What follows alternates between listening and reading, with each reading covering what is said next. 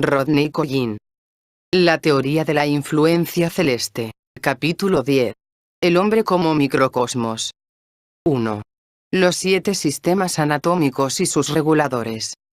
Cuando tratamos de imaginar el cuerpo largo del sistema solar, las cubiertas o hilos entrelazados formados por el trazo de los planetas nos evocaron el recorrido de los varios sistemas del cuerpo humano, esquelético, linfático, arterial, nervioso, etc., que parecían estar constituidos y reunidos de modo semejante. La asociación no era accidental.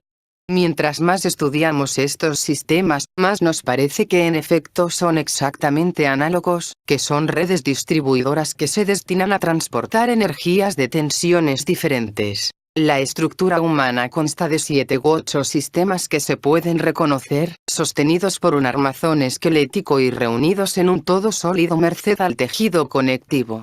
Estos sistemas están unidos y armonizados por la acción vivificante del corazón, del que depende la existencia del organismo como individuo. Cada sistema abarca al cuerpo entero, y sobre cada uno parece gobernar una de las glándulas de secreción interna, colocadas en lugares particulares, en calidad de reguladoras y transformadoras. La glándula transforma la energía vital general producida por el organismo y, que obtiene de los alimentos, aire, luz, etc., a la tensión requerida por su propio sistema y función. Además, esta séptuple disposición de las funciones humanas se deberá ver sujeta a 3 controles nerviosos diferentes que interactúan entre sí: el cerebro espinal, que produce funciones conscientes; el simpático, que estimula funciones inconscientes o instintivas; y el parasimpático o vago, al que se atribuye el frenamiento de estas funciones instintivas y que, por tanto, actúa como complemento del último. Esto nos sugiere un control para soltar impulsos nerviosos activos, otro para soltar impulsos nerviosos pasivos y un tercero para soltar los impulsos mediadores de pensamiento, razón o conciencia. Tenemos, en verdad, muchas razones para suponer que estos 3 controles nerviosos representan la ley de 3 fuerzas en el cuerpo humano, así como las glándulas endocrinas y sus productos reflejan la ley universal de octavas. Es precisamente esta sujeción de una mezcla siempre cambiante de 7 ingredientes sometida a un triple control nervioso también en continuo cambio, que hace del mecanismo humano una imagen de todos los demás cosmos. Al mismo tiempo, esta combinación crea un modelo tan sutil que su manifestación puede analizarse en 100 maneras diferentes, todas verdaderas y todas falaces. Por ejemplo, sería sencillo decir que los nervios, como agentes de la ley de 3, controlan las glándulas como agentes de la ley de octava. Pues aparte de controlar los sistemas glandulares, los nervios mismos constituyen tales sistemas, siendo controlados a su vez, tal como en el sistema solar, donde cada planeta actúa sea como fuerza mediadora de acuerdo con la ley de 3, sea como una sola nota en concordancia con la ley de octavas. En otras palabras, las 3 fuerzas y los 7 aspectos son diferentes modos de ver un mismo fenómeno. Con nuestras mentes ordinarias no somos capaces de comprender la operación de los 2 principios a la vez, así como el ojo humano simultáneamente no puede enfocarse sobre la superficie de un espejo y sobre los objetos distantes que se reflejan en el espejo. Si fuéramos capaces de comprender la ley de 3 y la ley de octavas simultáneamente, deberíamos comprender al sistema solar o al mismo organismo humano. No podemos simplificar mentalmente la interacción de estas 2 leyes, puesto que un cosmos viviente es el modelo más sencillo de su unión. Por la misma razón, nunca podemos tener verdadero éxito al separarlas. Ni ningún intento de describir en detalle, digamos, en el cuerpo humano, la operación de una ley, primero, y, después, la de la otra, puede ser lógicamente satisfactorio. Las 2 explicaciones parecerán traslaparse siempre y siempre parecerán contradictorias o incongruentes a la mente lógica. De cualquier manera tenemos que intentar una aclaración. Principiemos desde el punto de vista de la ley de octavas. Cada uno de los varios sistemas y su glándula directriz se considera, ahora, que dotan al hombre de un conjunto especial de cualidades y capacidades. Merced al sistema esquelético, es una criatura erecta y articulada. Gracias al sistema linfático, puede digerir y asimilar. Gracias al respiratorio, respira. Gracias al arterial, se calienta por sí mismo. Gracias al cerebro espinal, ve, piensa y actúa. Y mediante otro sistema todavía, está sujeto a la emoción y a la conciencia. De hecho, estos sistemas constituyen dentro del hombre, los reinos de la naturaleza. Volviendo a nuestra analogía eléctrica, encontramos que las energías usadas en los diferentes sistemas o circuitos varían tanto en tensión cuanto en cantidad de corriente. En el sistema linfático, por ejemplo, la cantidad de corriente es muy alta y constante, pero la tensión es extremadamente baja. El canal linfático central de una vaca, cuando se le ha punzado, produce 95 litros de linfa por día, pero esta sustancia es tan diluida y de acción tan moderada, que solo en estas cantidades puede rendir el trabajo relativamente sencillo de distribuir las materias alimenticias. En otras palabras, el amperaje es alto, pero es muy bajo el voltaje. Se contrasta esto con la energía que manifiestan en el hombre las emociones de temor religioso, amor, odio extremo, etc. En este caso la corriente es tan pequeña que pueden pasar semanas, meses y aún años sin que un hombre pueda percatarse más que de un escurrimiento ocasional e insignificante. Por otra parte, cuando se puede lograr la energía transformada en esta forma, su poder es enorme. Puede impelirlo a establecer una orden monástica o a cometer un asesinato. El amperaje es bajo, pero extraordinariamente alto el voltaje. Ahora bien, estando de acuerdo en que estas diferentes glándulas dan muchas señas de ser adaptadores o transformadores de la energía general creada por el organismo, ¿cuál es la relación que entre ellas existe? ¿Es que están dispuestas en un orden definido? ¿Podemos descubrir una escala general de sus tensiones? Una sugestión inesperada inspira su disposición.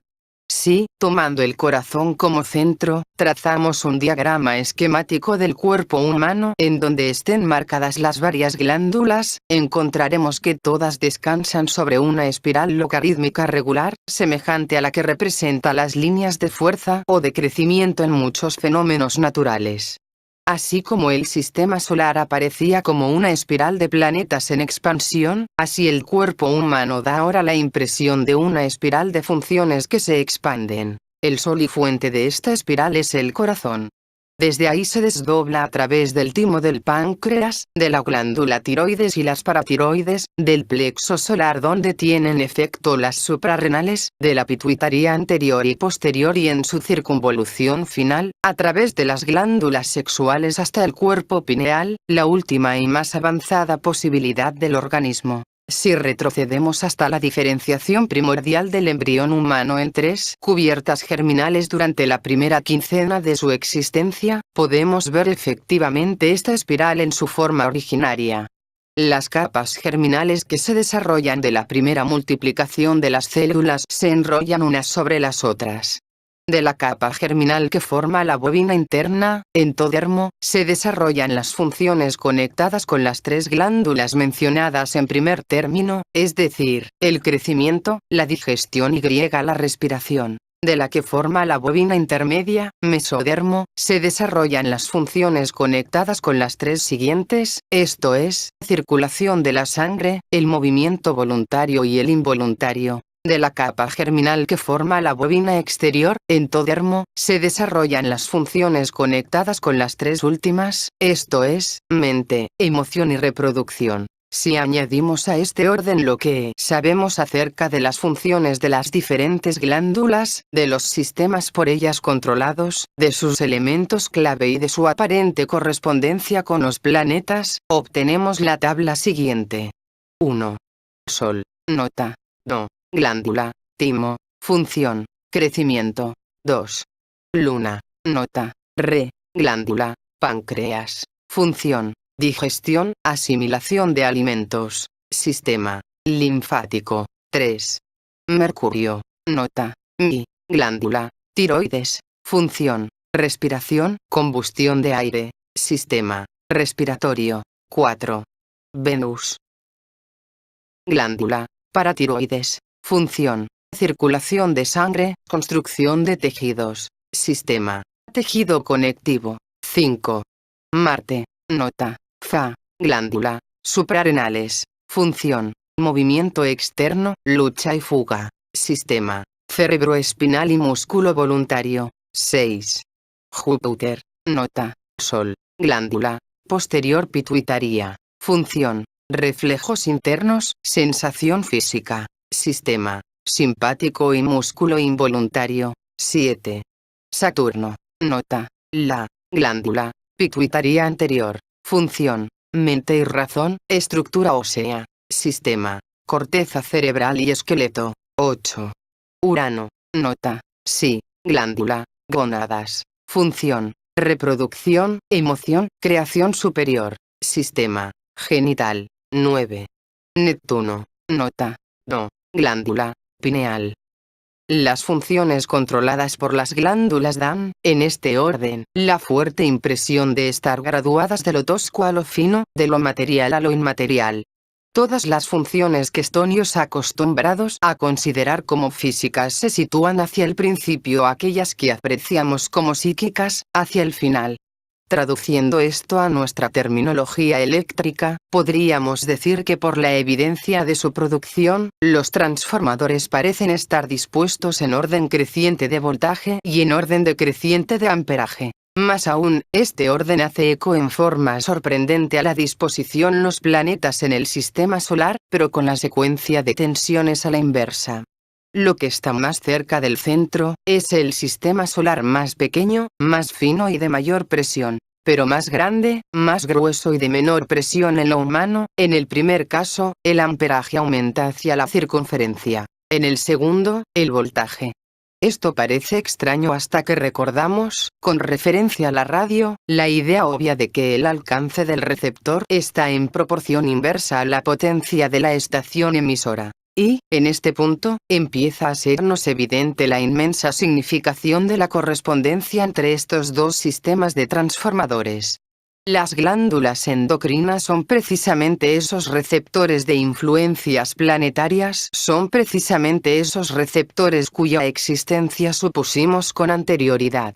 Quizás sería más exacto decir que la intrincada antena de los grandes plexos nerviosos, el cervical, cardíaco, solar, lumbar y sacro, aparato sensitivo para tal transmisión planetaria, mientras que las glándulas endocrinas a través de las cuales ésta se produce, copio un altavoz o una pantalla de televisión, suministran el mecanismo medio del cual tales impulsos invisibles se manifiestan como acción físicos. En todo las glándulas, de acuerdo con su distancia del corazón, obedecen a la misma ley, del modo como los planetas lo hacen de acuerdo con su distancia del Sol. Creados bajo el mismo diseño, uno responde al otro. Y cada glándula se revela como un instrumento sensible que no solo transforma energía humana en la tensión requerida por su función, sino que está sintonizada a un instrumento análogo en una escala cósmica, a cuyo gobierno obedece. 2. Tipos endocrinos. Tenemos ahora una base para estudiar la posibilidad de que los planetas dirijan órganos diferentes y, por extensión, los tipos en que tienen dominio estos órganos receptivos. De hecho, muchas tentativas se han realizado en la historia para distinguir y satisfacer a los diferentes tipos de hombre en esta forma, desde los sistemas medieval y oriental de castas, a través de las diferentes órdenes de la Iglesia Católica Romana, hasta la clasificación de la sangre y la clasificación endocrina del presente. Esta idea fue desarrollada particularmente en las enseñanzas astrológicas de la Edad Media, aunque la falta de un conocimiento químico y biológico preciso sí, en particular. El hecho de que los planetas Urano y Neptuno todavía eran desconocidos, asignándose sus efectos entre los planetas conocidos, acarrearon gran confusión y conjeturas. Como quiera que sea, la idea general del gobierno de diferentes órganos por planetas diferentes, produjo algunos intentos muy interesantes por describir y distinguir los llamados tipos planetarios. Y es un tributo sorprendente a los estudios de las escuelas alquímicas entre los siglos XIII y XVI, el hecho de que no obstante que todo lo demás de ser sistema se ha perdido desde hace mucho tiempo, las palabras que usaron en relación con aquel en el pasado al uso general y todavía evocan en los hombres ordinarios la mejor idea de los tipos que es posible tener sin una preparación especial. Estas palabras, lunático, mercurial, venéreo, marcial, jovial y saturnino, se derivaron de afinidades entre el hombre y el sistema solar, conectando cada tipo con el correspondiente planeta. Naturalmente, en su origen, lunático se refería sencillamente al tipo que servía a una función semejante en la humanidad, a la de la luna en el sistema solar, y solo después vino a referirse en especial a la gente anormal de este tipo. Análogamente, la palabra venéreo se refería en general al tipo con afinidad por Venus. Todas las demás palabras han retenido sorprendentemente bien su significado. Por esto, con dos ligeras modificaciones, intentaremos estudiar los tipos humanos bajo estos que son los mejores nombres de que disponemos. Si tratamos de pasar revista a las principales teorías de la astrología, a la luz de las ideas modernas y libres de la superstición y la asociación acumuladas, disponemos de la proposición siguiente. Cada glándula endocrina, o su plexo nervioso asociado, está sincronizada al magnetismo de un planeta individual. Naturalmente, este magnetismo particular será más fuerte cuando un planeta se encuentre en el cenit, brillando verticalmente a través del mínimo grosor de la atmósfera, exactamente como la luz y el calor solar son más fuertes a mediodía. Mientras más bajo se hunde en el cielo y mientras más agudo sea el ángulo por el que su influencia deba pasar a través de la cubierta de aire, más débil será el efecto, como lo es el del sol al amanecer y al anochecer. Cuando se encuentra por debajo del horizonte, su efecto solo se recibirá en una forma difusa, y será pasivo más que activo por su paso a través o alrededor de la Tierra. La altura de un planeta dado en el cielo, será, por tanto, una medida exacta del grado de estímulo impartido a la glándula correspondiente en un momento dado. Cada una de las glándulas tiene tres aspectos. Estos aspectos son puestos en acción en diferentes momentos, de acuerdo con el estímulo planetario entonces operante. El aspecto primero y más elemental, que probablemente está conectado con la raza y la herencia en una forma muy general, se pone en acción mediante el acomodo de cromosomas en el huevo en el momento crítico de la concepción, y está determinado por la disposición de los planetas en ese instante. El segundo aspecto, que probablemente sea más responsable de lo que ordinariamente reconocemos como el tipo físico, es puesto en acción en el momento igualmente crítico del nacimiento cuando el niño, súbitamente removido del aislamiento en el útero materno, es expuesto por primera vez al aire y a la radiación solar y planetaria directa. En este momento las glándulas, en su segundo aspecto, reciben cada una un ímpetu diferente y preciso, que las pone en acción y fija su arreglo relativo por toda la vida. Si imaginamos un grupo de 7 fotómetros fotográficos, cada uno sensible a la luz de un planeta diferente, y que son afectados permanentemente por las indicaciones que registran en el momento en que se les saca del cuarto oscuro, obtenemos cierta visión de este arreglo de la maquinaria humana en el nacimiento. Las sucesivas exposiciones que se hagan según estos 7 fotómetros, serán siempre diferentes y características. Y así ocurre con el rendimiento de las diferentes glándulas y las funciones que a ellas están asociadas. Por el arreglo que les hacen los planetas que las gobiernan en el momento del nacimiento son, como antes supusimos, determinados definitivamente la forma, el color, el tamaño, la rapidez de reacción y demás cualidades internas y externas del individuo. El tercer aspecto potencial de las glándulas, eso puede ser puesto en acción en un momento posterior de la vida, cuya fecha exacta es difícil determinar. Puesto que este tercer aspecto debe estar conectado con funciones humanas potenciales, desarrolladas con el crecimiento de un alma.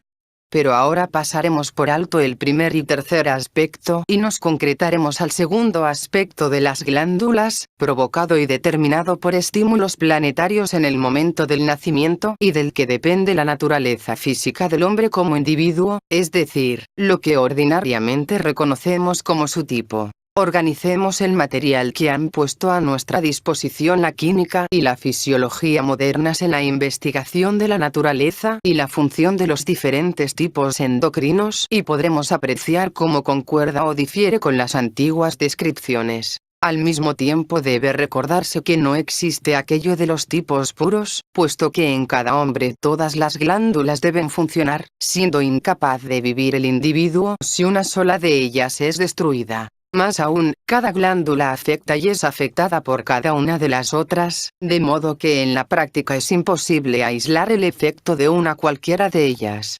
Si estudiamos pues los llamados tipos, significa solo que intentamos encontrar ejemplos extremos y hasta patológicos del dominio de una u otra glándula, para determinar su naturaleza particular. En un hombre perfecto la acción de todas las glándulas estaría exactamente balanceada, y en cuanto un hombre se acerque más a este equilibrio, será tanto menos fácil clasificarlo como un tipo.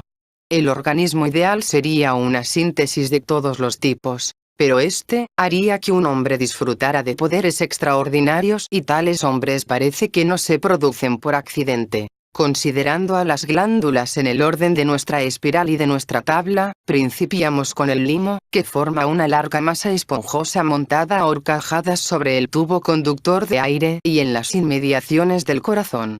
Se conoce muy poco sobre esta glándula, excepto que desempeña un papel muy importante en el crecimiento del organismo durante la infancia y que en la mayoría de los casos tiende a atrofiarse después de la adolescencia, en relación aparente con la intervención del sexo. Y las suprarrenales. Sus células son idénticas a las células linfáticas y probablemente aquella ayuda a promover un alto abastecimiento de linfa, necesario por la gran velocidad del proceso metabólico en la infancia. El tipo tímico conocido por los endocrinólogos por su tez sonrosada, huesos y dientes delicados y especial aire de bella fragilidad, es solo una descripción de Peter Pan, el niño grande. Hasta donde podemos ver, el timo, asociado tan estrechamente al corazón, es, como podemos suponer por la disposición en nuestra espiral, la glándula que suelta el resorte del crecimiento. Cuando se completa el crecimiento, su primera tarea está cumplida. La posibilidad de una función potencial ulterior, que normalmente no se realiza, se discutirá más adelante. Este tipo no se describe habitualmente en los textos astrológicos, aunque hay sugestivos intentos ocasionales por distinguir un tipo solar, que nos recuerda que el lugar y la función del timo le señalan como el regulador de ese indiferenciado impulso de vida original que solo puede provenir del Sol. La siguiente glándula, el páncreas, está asociado con el sistema linfático y en compañía del hígado controla la digestión de los alimentos. Esta es la naturaleza húmeda del hombre, que en un capítulo anterior encontramos que está particularmente sujeta a la atracción de la luna. Una parte del páncreas secreta insulina, que promueve el almacenamiento del azúcar y actúa contra las suprarrenales que dirigen su combustión súbita bajo demandas urgentes y altamente emotivas. Por tanto, tiende a abatir o extinguir el fuego de la actividad adrenal. Aunque la moderna endocrinología no distingue un tipo pancreático tan claramente como aquellos producidos por otras glándulas, la gente con este predominio tendrá todas las formas carnales llenas y redondeadas, cara de luna, debido a la plenitud de linfa. Serán pasivas, caprichosas e introspectivas, características todas opuestas a aquellas del apasionado, vigoroso y violento tipo adrenal. De hecho, se aproximarán a las descripciones del tipo melancólico o lunático y que se asociaba con el elemento acuoso y a sus consecuentes características de fluidez e inestabilidad. Como siguiente, en orden ascendente de acuerdo con la tensión del voltaje o de la energía utilizada, tenemos la glándula tiroides, situada en la garganta debajo de la manzana de Adán. Esta glándula controla la combustión del aire que se respira y, como la llave del caldero de una locomotora a vapor, regula el calor producido y, en consecuencia, la velocidad de todo el mecanismo. Mientras actúa más intensamente la tiroides, más inquieta y nerviosa será la apariencia. El elemento pesado, yodo, que frecuentemente se menciona en relación con esta glándula, es como el peso sostenido sobre la llave de ese caldero para prevenir que se abra y que se funda el mecanismo. En endocrinología el tipo tiroideo se describe como delgado de cuerpo, con rasgos bien acusados, pelo grueso y con frecuencia ondulado, ojos brillantes, dientes y boca muy desarrollados. percepción y volición rápidas, impulsivo, con tendencia a las crisis explosivas de expresión, revoltoso, insomne e inagotable. En otras palabras, el viejo tipo aéreo, sanguíneo o mercurial, al que estrechamente corresponde esta descripción moderna. En lo que se refiere al efecto del siguiente grupo de glándulas, las pequeñas paratiroides, que están situadas en la tiroides y que actúan como su pareja o complemento, la endocrinología no dispone de mucho material. Solo se sabe que su acción contra la tiroides, que produce movimiento y volatilidad, se logra mediante la promoción del metabolismo del calcio, elemento estabilizador, y del fósforo, elemento mediador. Con las paratiroides poco desarrolladas, el individuo resulta patológicamente nervioso, inquieto e hipersensible ante los estímulos más moderados, aun ante la luz. Las paratiroides acentúan la vida pasiva, vegetativa. Producen firmeza y tono del músculo y los nervios, una calma sensitiva y una tibia pasividad. Su campo es el de carne y sangre, de la nutrición celular y el desarrollo del volumen. En la vieja astrología, es el tipo venusino, el papel femenino de crecimiento en la inactividad. Las glándulas suprarrenales, que usan energía del siguiente poder superior, son dos pequeñas cápsulas montadas sobre los riñones. Están formadas de dos partes, el corazón o médula que produce una hormona que motiva todos los fenómenos en relación con el miedo y la huida, y la cubierta o corteza, que secreta otra hormona, que se caracteriza por manifestaciones de ira y rijosidad. Ambas, probablemente por intermedio de su elemento clave, el potasio, crean una elevación general del tono y sensibilidad del organismo. Son las glándulas de la pasión, y en estas diferentes maneras expresan el impulso fundamental de autoconservación. El tipo adrenal tiene piel morena o pecosa, de rostro y cuerpo hirsutos, frecuentemente con pelo de color poco común, negro entre los escandinavos, amarillo entre los latinos, pelirrojo entre otros pueblos. Tiene dientes caninos y una línea baja de pelo y es vigoroso, enérgico y apasionado, el tradicional guerrero, pequeño, fiero y marcial. Las dos glándulas siguientes, como la tiroides y paratiroides, forman una pareja que controla cualidades complementarias balanceándose recíprocamente. Juntas, forman los dos lóbulos de la pituitaria, un pequeño órgano del tamaño de una semilla de cereza colocado en una caja ósea por detrás del puente de la nariz. El primer lóbulo, desde nuestro punto de vista, es el de la pituitaria posterior. Esta glándula, en cuya acción el sodio desempeña un papel clave, controla los músculos involuntarios de la porción interna e instintiva del organismo, particularmente los de los intestinos, vejiga y útero. Regula, también, la producción de leche para amamantar y, en general, es la glándula de las cualidades maternales. El tipo es bajo, redondeado, robusto, con cabeza grande, de vientre voluminoso y con poco pelo en el cuerpo. Tiende a la periodicidad de funciones, apareciendo el ritmo aún en las crisis de temperamento y actividad y está dotado de una inclinación hacia la poesía y la música.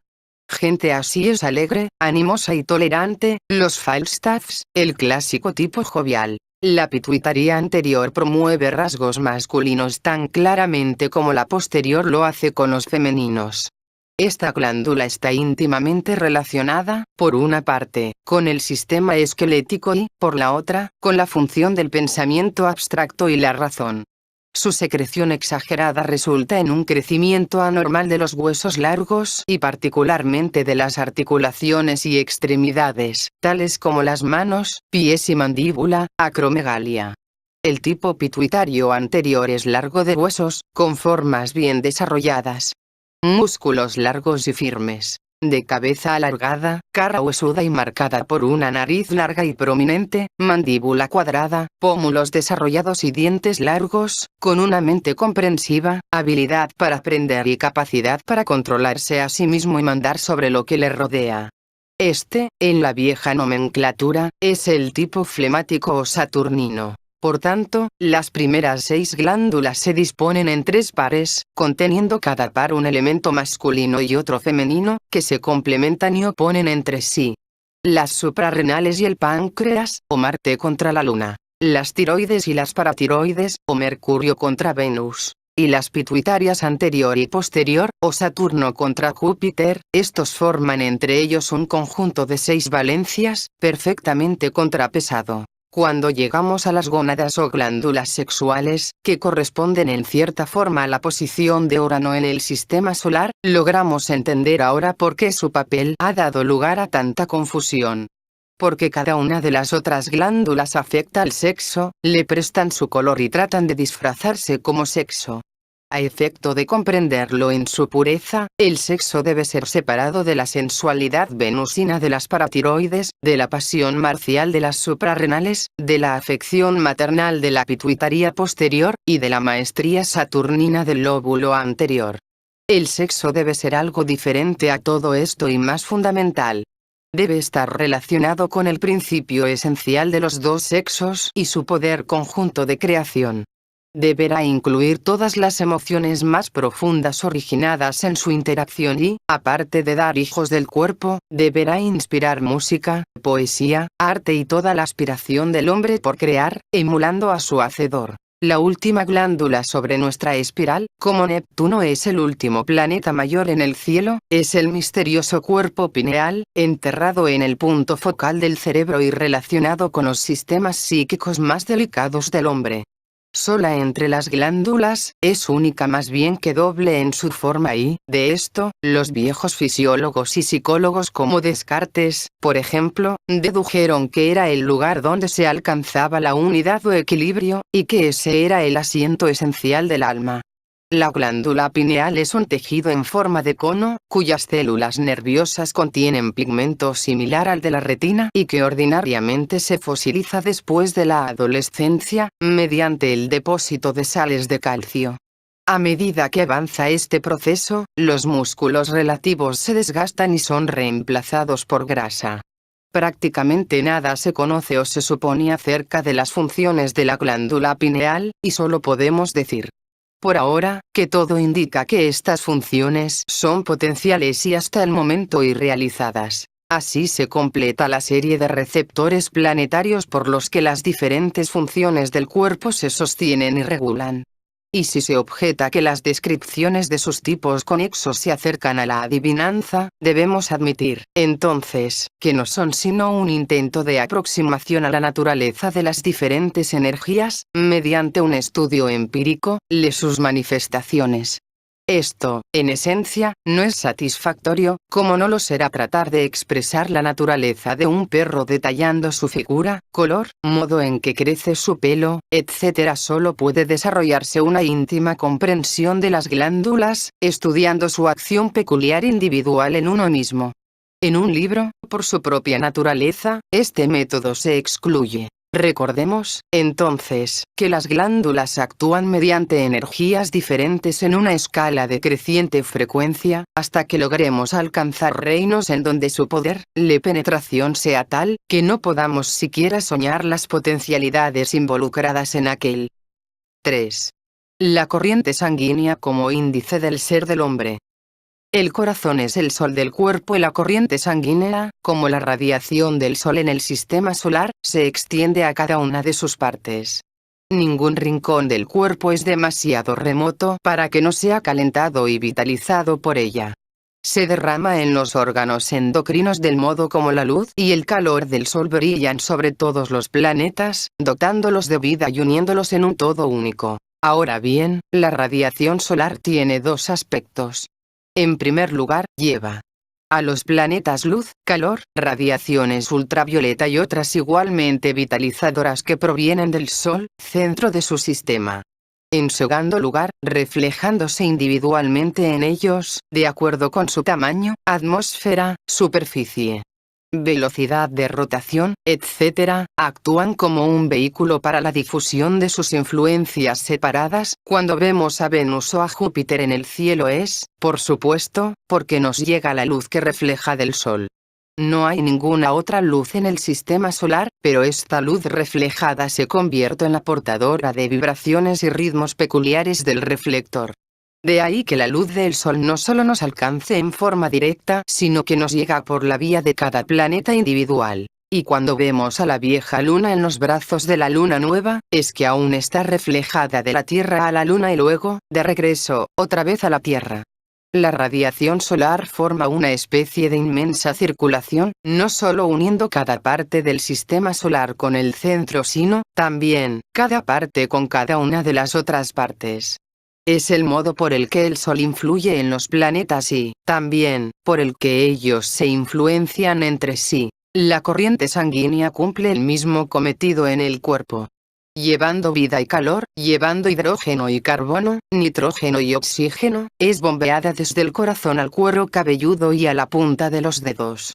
Es la difusora de la energía central hacia todos los órganos al mismo tiempo, al pasar de uno a otro órgano, conduce las secreciones de cada uno a través de todo el organismo.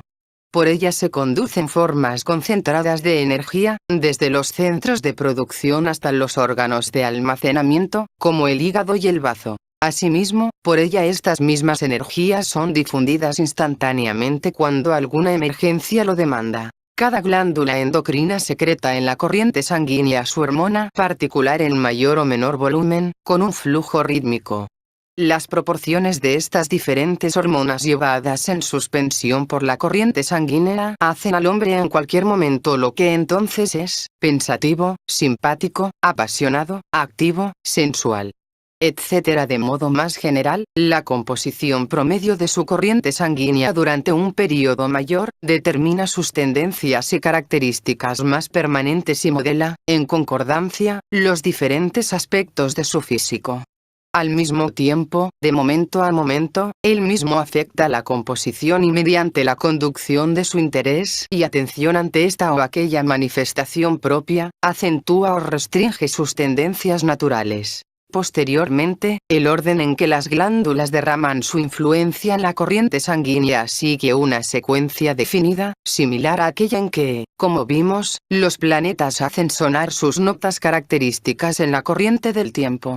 Por tanto, los productos digeridos del páncreas van a servir a las paratiroides en la nutrición de los tejidos. Esta nutrición tisular demanda la aireación que se hace posible gracias a la tiroides. A su vez, la velocidad de la respiración afecta el vigor del pensamiento y determinación que se generan en la pituitaria anterior. El pensamiento y la determinación se traducen en la actividad apasionada de las suprarrenales. Tal actividad requiere una labor correspondiente de los órganos interiores del lóbulo posterior, y esta actividad instintiva demanda a su vez más productos de digestión del páncreas. Es inútil buscar la causa y el efecto en tal secuencia.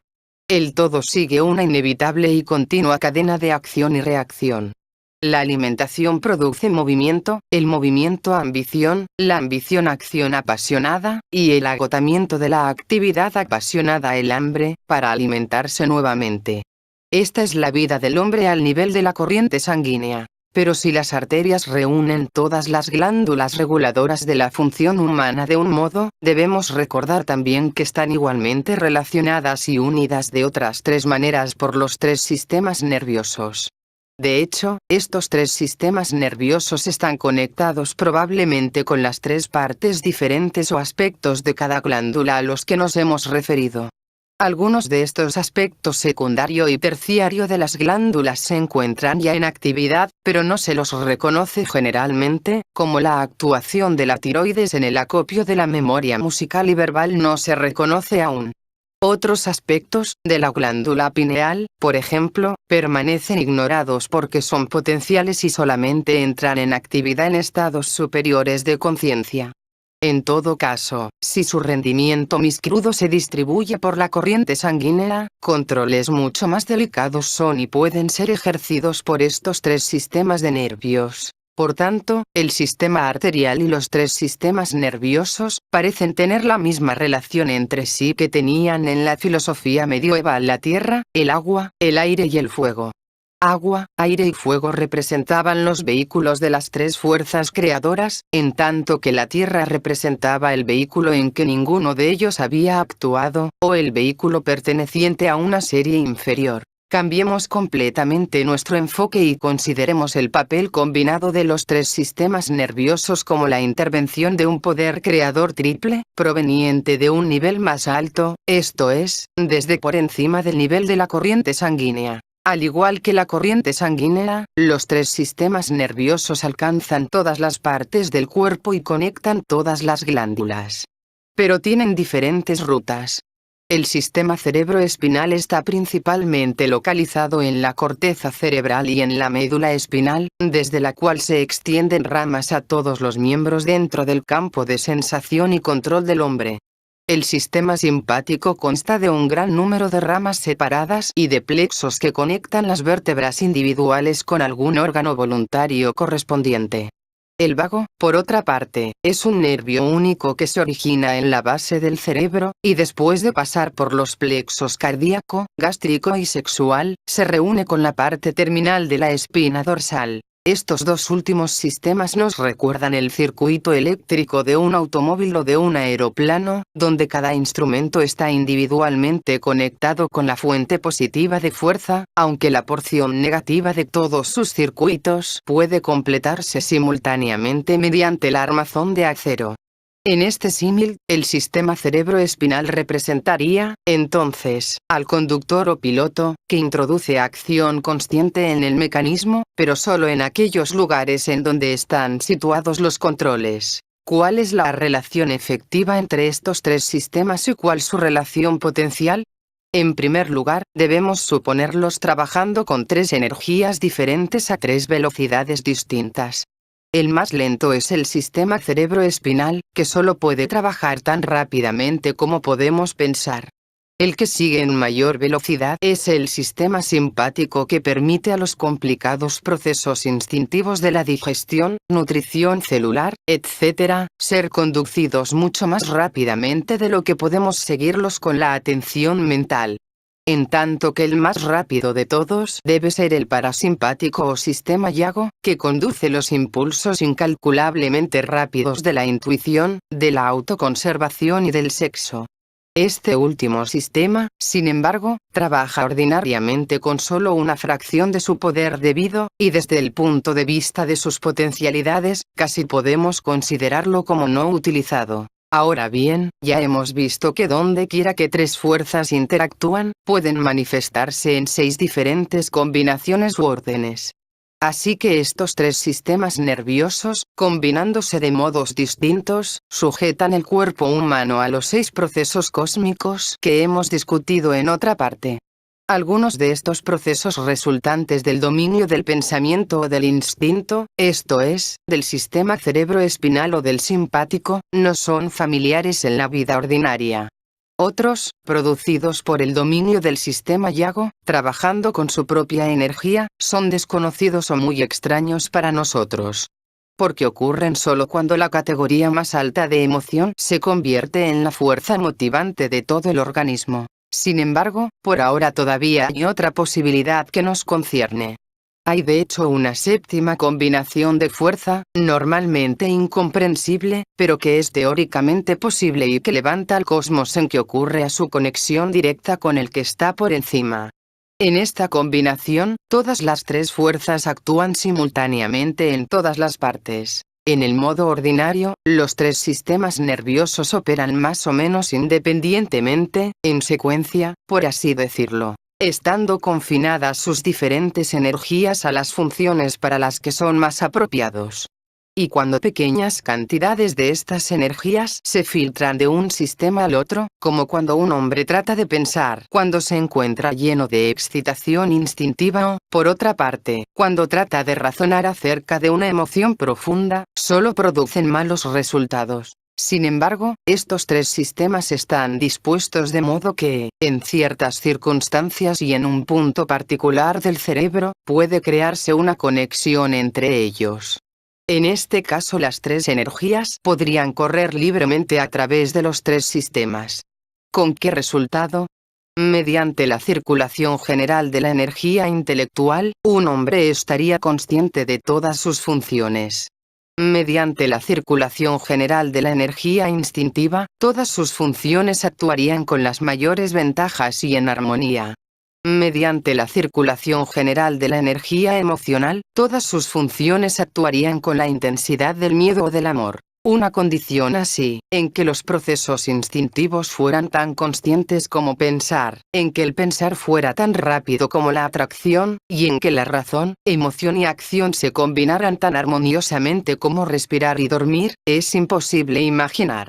Solo podemos decir que la máquina humana, de hecho, está diseñada para hacerlo posible.